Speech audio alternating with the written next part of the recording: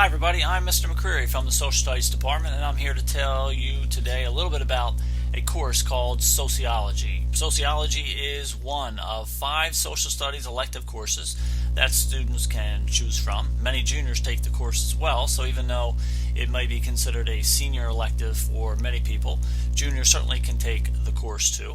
So let's get into what sociology actually is. Well, to start, let's take a look at the word itself. Soci is a prefix that in part means society or anything social. Ology is a suffix that means the science of or the study of. So basically, sociology is the study of society and or social relationships. Now bear with me, I'm sure there are people out there who are thinking, what on earth does that mean? How would somebody actually study society? Well, one way would be to look at the big picture or the macro point of view and then study it to understand how it impacts individuals or groups of people. As an example, our American society as a whole is largely organized around the concept of competition. The positive side of this is that competition motivates people to improve because the rewards of our society, what you see there, money and grades, for example, benefit those who compete well and win. However, there is a downside to competition, and that is stress, like you and I feel all the time as a result of our very fast-paced, very high-driven society with loads of pressure.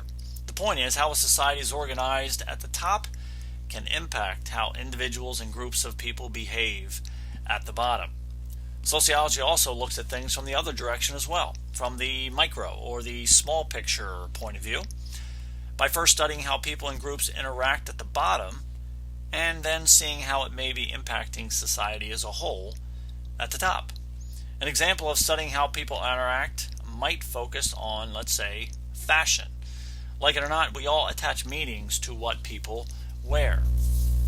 When you look at this group, what do you think? Come on, be honest. Do you make assumptions about their wealth, where they live, how intelligent they are, whether they are more likely to conform or more likely to get in trouble? How about this group? Come on, be honest. What thoughts come to mind now?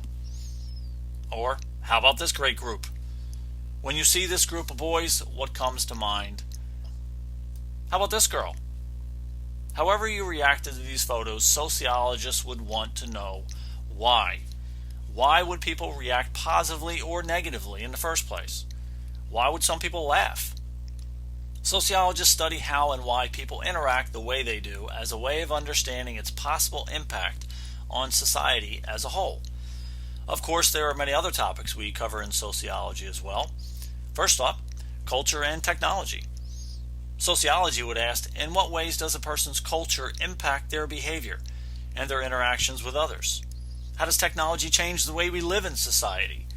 And if our ability to communicate improves every day, why is it that so many people still can't seem to get along? And what other problems might this new technology be causing for all of us in society? Another topic of interest would surround changes in the economy, certainly something we are dealing with now in America. How do economies evolve? And what do we do when some people get left behind in the process? A lot of people like sports in America, so sociology is going to study that too. In what ways do sports help society? And also, with the growing number of private instructors, year-round training centers, select and AAU teams, is success in sports now more determined by how much money you have? Well, Deviance and Crime is another topic as well. What causes people to commit crimes? Why do people conform? Is our justice system really blind, like it's intended to be, or do certain groups really get treated differently? Is there a positive side to deviance? If a company thinks and acts completely out of the box, completely different, and therefore deviant, what are the benefits to the company and society as a whole?